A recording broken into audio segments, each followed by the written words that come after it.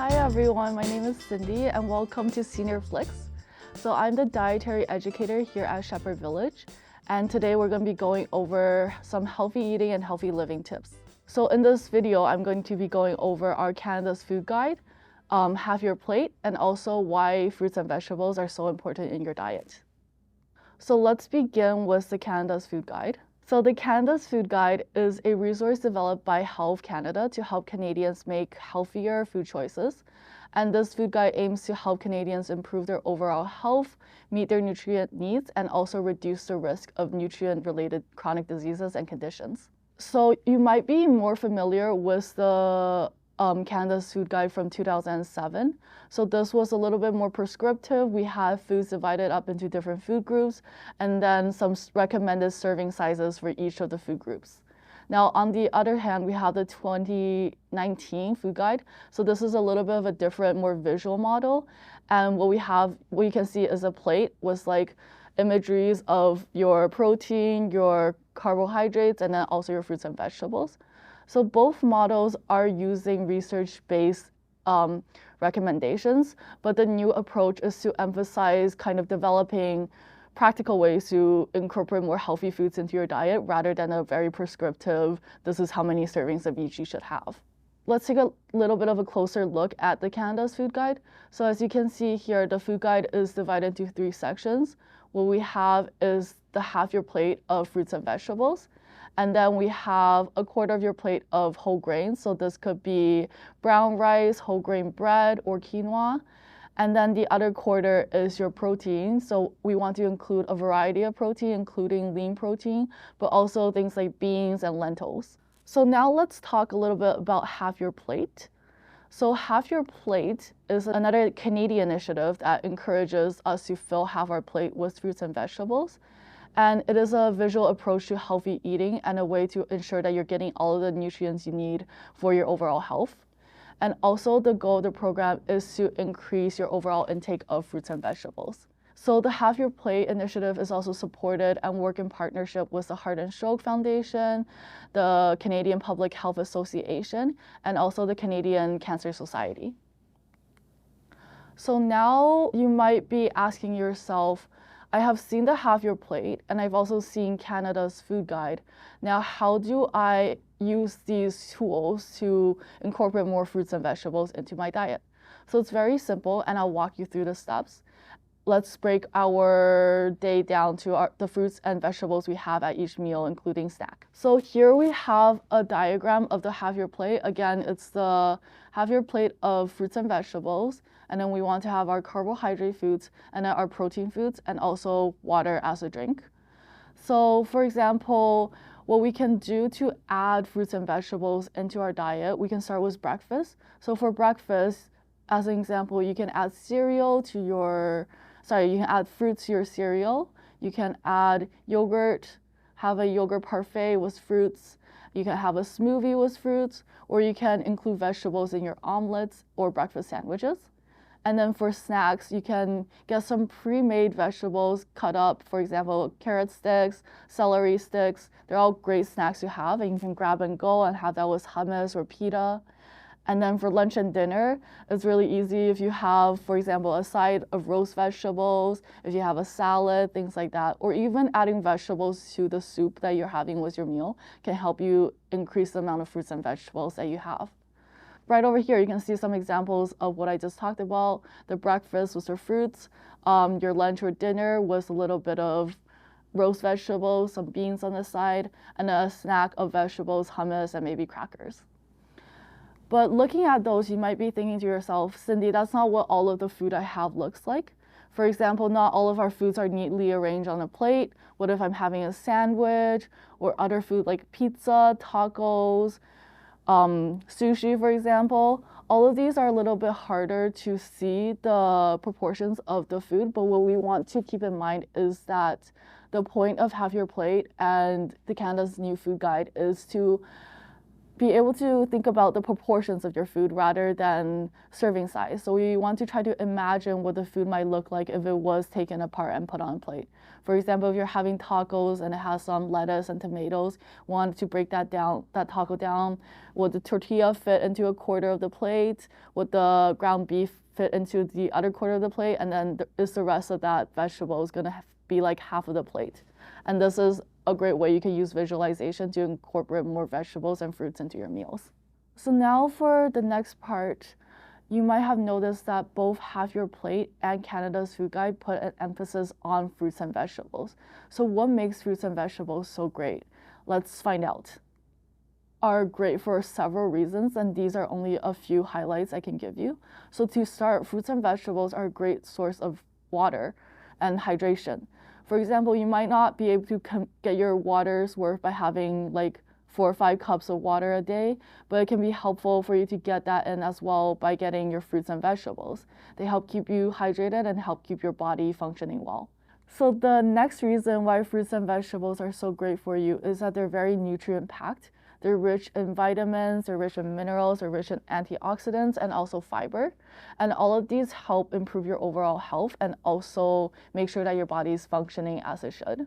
And the final reason I have is disease prevention. Fruits and vegetables have been shown many times through different research to be great for reducing the risk of chronic illnesses such as heart disease, high blood pressure, and types of cancer.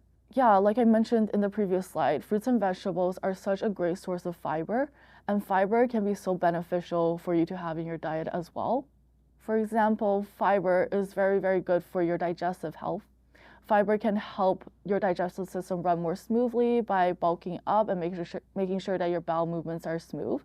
And they also help prevent constipation by absorbing more water, and this can help prevent things like hemorrhoids. Another reason why fiber is so important is that it can help control your blood sugar. So soluble fiber, which can be found in things like oats, beans, and fruits, can help slow down the absorption of sugar and make your blood sugar levels more stable. And this can be very, very beneficial for people who have diabetes, for example. And another reason why fiber is so important is that it helps lower your cholesterol levels. Fiber is known to help control the levels of LDL or low-density lipoprotein in your bloodstreams, and this can help reduce the risk of heart disease. So another reason why fruits and vegetables are so great for you is because they are very, very good at helping you develop a very wide variety of bacteria in your gut. So what is known as a gut microbiome is very, very vital for your digestive, your immune, and your overall health. This system of bacteria is healthy and good bacteria in your gut, and it helps you digest and absorb some of the nutrients that you might not be able to digest just by yourself. And poor microbiome in your gut can lead to things like autoimmune disease, digestive disorders, and high cholesterol. So fruits and vegetables are a great way to help improve your gut bacterium. And next we have the importance of variety. So as I mentioned earlier, it's important to have a number of fruits and vegetables in your diet because this can help you ensure that you're meeting all of your nutrient needs. So the first point is that it helps you be nutritionally balanced. By having a number of different vegetables, you're getting all sorts of the dietary needs you may have. And another reason is that having a variety will help decrease deficiencies. For example, if you're only having beans and avocados as your fruit and vegetable source, you might not be getting everything that exists. For example, orange vegetables such as squash are very, very high in vitamin A. And if you're not having that in your diet, you might be missing out on vitamin A. Another reason is better taste and enjoyment. So I myself find that it can be very boring to have the same thing over and over again. So by increasing the variety, it might help you improve how much you enjoy having fruits and vegetables in your diet. So finally, I have some common challenges that people may face when they're trying to include more fruits and vegetables in their diet, and also give some advice on how we can overcome them. So to start, it might be too much effort to be increasing your fruit and vegetable. This could be a convenience issue, it could be a preparation issue. The advice I will have is to try to increase that convenience for yourself. For example, buying fruits and vegetables that are pre-cut, pre-washed can make it really easy. You can have a salad in your fridge and you can just grab it and eat it. And this ready to eat way of having your fruits and vegetables will help you incorporate them when you have like a very busy schedule. The next challenge people may face is a taste preference. People may say, oh, I hate salad. I don't like fruits and vegetables. And the tip I will have for that is to try things out. There's many different ways to have your fruits and vegetables. That doesn't necessarily mean eating it raw or in salad form. And by trying different things out, you might discover that you like a different way of cooking your vegetables, and this can help you increase the intake you have. The next challenge that people might have would be budget. So for example, I know fresh produce can be very expensive. And some of the tips that I have for that is canned and frozen are a great alternative if you want to kind of stay within your budget. And these alternatives are also great for your nutrient needs.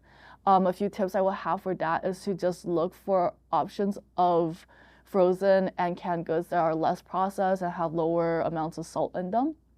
And another option to helping with the budget is to buy foods in season. When you're buying fruits in season, there's a lower cost and higher production of the fruits and vegetables, and this way the supermarkets can keep the cost of the fruits and vegetables down.